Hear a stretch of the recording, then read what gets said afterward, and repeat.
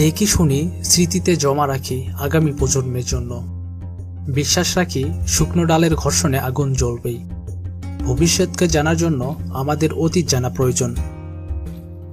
ইতিহাস আজীবন কথা বলে, ইতিহাস মানুষকে ভাবায়, তাড়িত করে। প্রতিদিনের উল্লেখযোগ্য ঘটনা কালক্রমে রূপ নেয় ইতিহাসে। সেসব ঘটনায় ইতিহাসে স্থান পায়। যা কিছু ভালো, যা কিছু প্রথম, যা কিছু মানব সভ্যতার অভিশাপ আশীর্বাদ, তাই ইতিহাসের দিনপুঞ্জি মানুষের কাছে সবসময় গুরুত্ব বহন করে।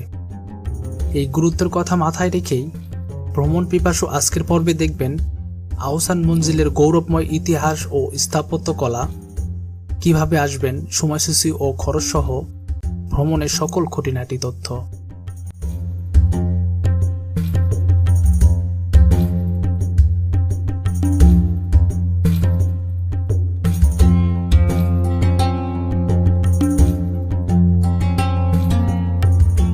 ইতিহাস ও ঐতিহ্যের এক উজ্জ্বল নিদর্শন আহসান মঞ্জিল।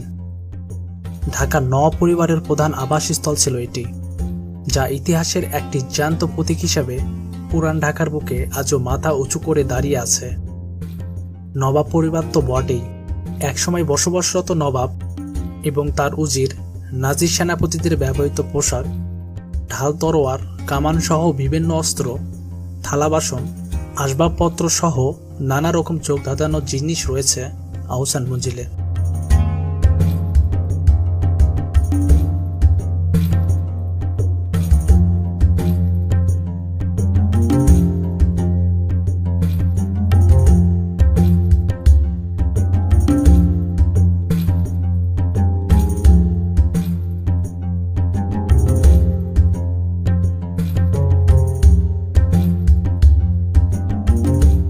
কিভাবে যাবেন আহসান মঞ্জিলে? ঢাকার সদরঘাটগামী যে কোনো বাসে করে আহসান মঞ্জিলে আসতে পারবেন। এছাড়াও সিএনজিতে, মোটরসাইকেলে এবং নিজস্ব যানবাহনে খুব সহজেই এখানে আসতে পারবেন।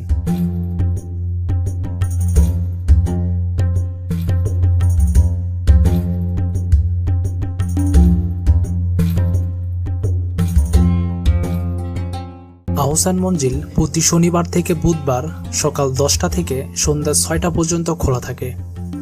শুক্রবারে খোলা থাকে বিকেল 3টা থেকে সন্ধ্যা 7টা পর্যন্ত এবং প্রতি বৃহস্পতিবার বন্ধ থাকে। আহসান মঞ্জিল বন্ধ হওয়ার 1 ঘন্টা আগে টিকিট বিক্রি বন্ধ হয়। ঢাকার যানজট এড়ানোর জন্য হাতে সময় রেখেই আহসান মঞ্জিলের উদ্দেশ্যে রওনা দেওয়ার চেষ্টা করবেন। আহসান মঞ্জিলে প্রবেশ মূল্য প্রতিজন 40 টাকা, বিদেশিদের জন্য 500 টাকা এবং সার্কভুক্ত দেশের দর্শনার্থীদের জন্য 300 টাকা।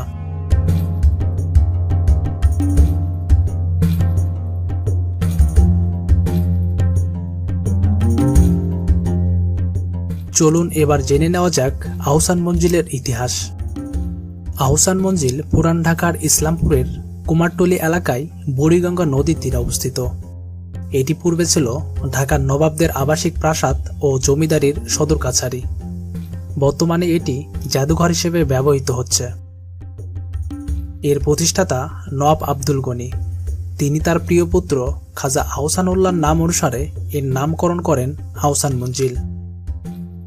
ওই যুগে নবনির্মিত প্রাসাদ ভবনটি রংমহল এবং পুরাতন ভবনটি অন্দরমহল নামে পরিচিত ছিল।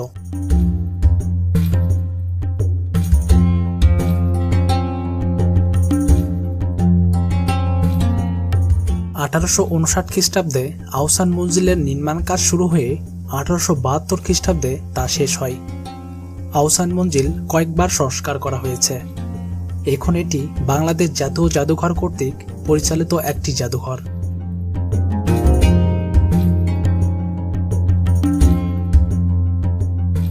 অষ্টাদশ শতাব্দীর মাঝামাঝি সময়ে জামালপুর পরগনার জমিদার শেখ এনায়েতুল্লাহ আহসান মঞ্জিলের বর্তমান স্থান রংমহল নামে একটি প্রমোদ ভবন তৈরি করেন। পরবর্তীতে তার পুত্র শেখ মতিউল্লাহ রংমহলটি ফরাসি বণিকদের কাছে বিক্রি করে দেন। বাণিজ্য কুঠি হিসেবে এটি দীর্ঘদিন পরিচালিত ছিল। এরপর 1830 সালে বেগম বাজারে বসবাসকারী নওয়াব আব্দুল গনির পিতা খাজা আমিনুল্লাহ এটি কিনে বসবাস শুরু করেন।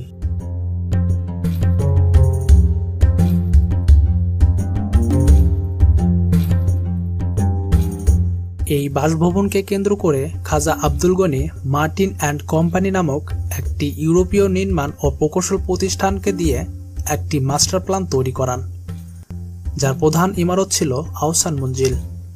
1888 সালের 7 এপ্রিল প্রবল ভূমিকম্পে পুরো আহসান মঞ্জিলে ব্যাপক ক্ষতি হয়। ক্ষতিগ্রস্ত আহসান মঞ্জিল পুনর্নির্মাণের সময় বর্তমান উঁচু গম্বুজটি সংযোজন করা হয়।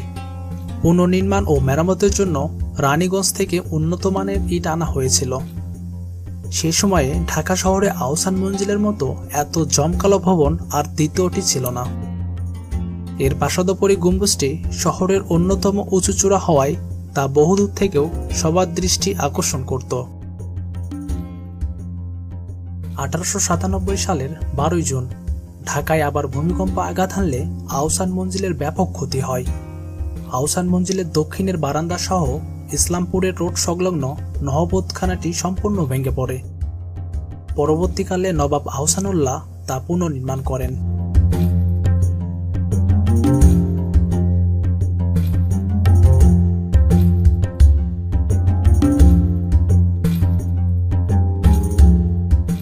স্বাধীনতার পর অযত্ন আর অব্যবহারে আহসান মঞ্জিল ধ্বংসের দ্বার প্রান্তে পৌঁছে, যার কারণে 1974 সালে নওয়াব পরিবারের উত্তরসূরিরা আহসান মঞ্জিল নিলামে বিক্রির পরিকল্পনা করেন।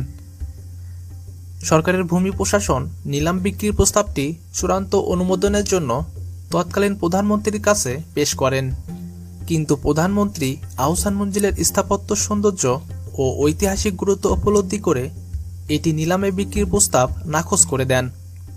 তার ওই পরিপ্রেক্ষিতে বুড়িগঙ্গা নদীর তীরে মাথা উঁচু করে দাঁড়িয়ে থাকা আহসান মঞ্জিল দেশের ইতিহাস ও ঐতিহ্য বহন করে দেশ ও দেশের বাইরের দর্শনার্থীদের ভীষণভাবে আকর্ষণ করে।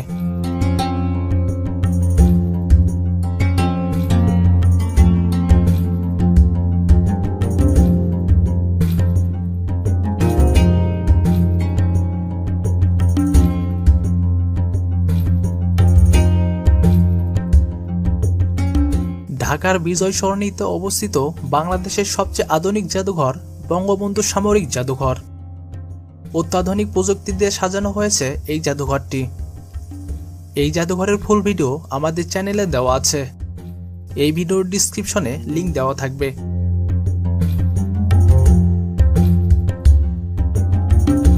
আহসান মঞ্জিল নিয়ে আরো কোনো প্রশ্ন থাকলে আমাদের কমেন্ট করে জানান। ভিডিও ভালো লাগলে লাইক করুন এবং শেয়ার করুন পরিবার ও বন্ধু বান্ধবের সাথে। আমরা নিয়মিত দর্শনীয় স্থানের ভিডিও আপলোড করে থাকি। আমাদের ভ্রমণ পিপাসু চ্যানেল সাবস্ক্রাইব করা না থাকলে এখনই ঝটপট সাবস্ক্রাইব করে ফেলুন।